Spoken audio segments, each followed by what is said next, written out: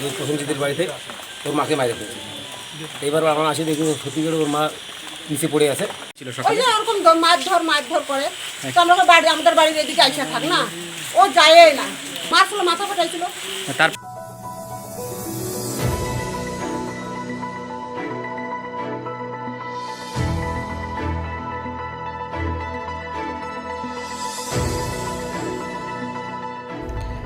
সন্তানের হাতেই খুন হলেন জন্মদাত্রী মা। ধূপগুড়ি থানার অন্তর্গত শাঁখামাঝোর 1 নম্বর গ্রাম পঞ্চায়েতের বাঙ্কুবাজার এলাকার ঘটনা। মৃতের নাম ভাদু ওরাও, বয়স 62। খুনি ছেলেকে আটক করে রেখে পুলিশের হাতে তুলে দিল স্থানীয়রা। রবিবার রাতে মর্মান্তিক এই ঘটনায় ব্যাপক চাঞ্চল্য ছড়িয়েছে এলাকায়। জানা গেছে, এদিন স্থানীয় যুবক প্রসেনজিৎ ওরাও সকালে তার মাকে আঘাত করলে তার মায়ের মাথা ফেটে যায়। এরপর মা স্থানীয় চিকিৎসকের কাছে গিয়ে প্রাথমিক চিকিৎসা করিয়ে নেন। মায়ের মন তো তাই সন্ধ্যায় সব ভুলে ছেলেকে খেতে ডাকেন তিনি। কিন্তু ছেলে প্রসেনজিৎ আবারই সকালের মতন আক্রমণাত্মক হয়ে ফের মায়ের বুকে ক্রমাগত লাথি চালায় বলে অভিযোগ। পাশে থাকা বাবা বাঁচাতে এলে তার গলাও চেপে ধরেন ছেলে। এরপরই ছেলের মারের চোটে মৃত্যু হয় তার মায়ের বলে দাবি স্থানীয়দের। পরবর্তীতে খবর পেয়ে স্থানীয়রা এসে ছেলেকে আটক করে রেখে পুলিশে খবর দেন। খবর পেয়ে ধূপগুড়ি থানার বিশাল পুলিশ বাহিনী এসে মৃতদেহটি উদ্ধার করে এবং খুনি ছেলেকে নিজেদের হেফাজতে নেয়। ছেলের বাবা পন্দন ওরাও জানান, ছেলে নেশা করে প্রায়শই মারধর করত, তবে আজ কী কারণে এমন কাণ্ড ঘটালো তা তার জানা নেই। এদিকে ঘটনা তদন্ত শুরু করেছে ধূপগুড়ি থানার পুলিশ। ছিল ওই সকালে যে এরকম মারধর করে তো আমরা বাড়ি আমাদের বাড়ির এদিকে আইসা থাক না, ও যায় না, সকালে কি মাকে মারছিল? মারছিল, মাথা ফাটাইছিল। তারপরে কি হয়েছে? মাথা ফাটাইছে তখন এদিকে আসছে, তুমি যে যাস না, আমি তো এরকম লোক, আমি তো কে তোকে ছাড়াইতে যাবে, বাবু তো বাড়িতে থাকে না, ছেলে মানুষ। তারপরে কি হলো সন্ধ্যায়?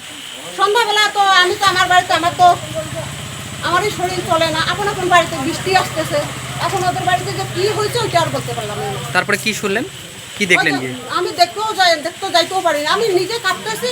ওই দাদাটা আছে না, ওর প্রসেনজিতের বাবা, ও আইসে আমার ছেলেকে ডাকতেছে বলে যে সঞ্জয় বাবু আয়, তুমি কি জান সঞ্জয় দোকানে রেখে সবজি আনতে বলতেছে, ওর পিসি এরকম হয়ে পাগলাটা এরকম করে ফেলছে।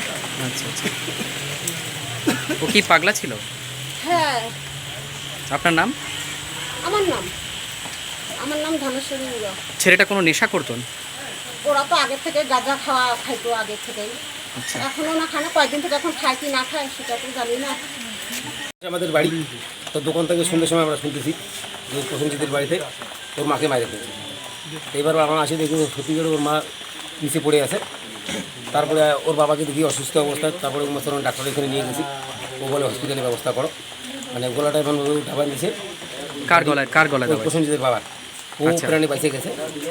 তারপরে প্রসেনজিৎ খুঁজে দেখি এখানকার 2-1 ছেলে ও ঘরের ভিতরে রাখছে। মা কি মারা গেছে? হ্যাঁ, মা মারা গেছে। মাকে কিভাবে মেরেছে? পিটাই মারছে, পিটাই ওই মারছে। যে লাঠিটা দিয়ে পিটেছে সেটা ঘরের ভিতরেই আছে। এত দিদি আমরা তারপরে তো আস্তে আস্তে স্থানীয় বাসিন্দারা সবাই উপস্থিত দেখিনি। মানে বাবাকেও মেরেছে, মাকেও মেরেছে। হ্যাঁ। ছেলেটার নাম কি বললেন? প্রসেনজিৎ প্রসেনজিৎ। র। আপনার নাম? আমার নাম রফিক আহমেদ।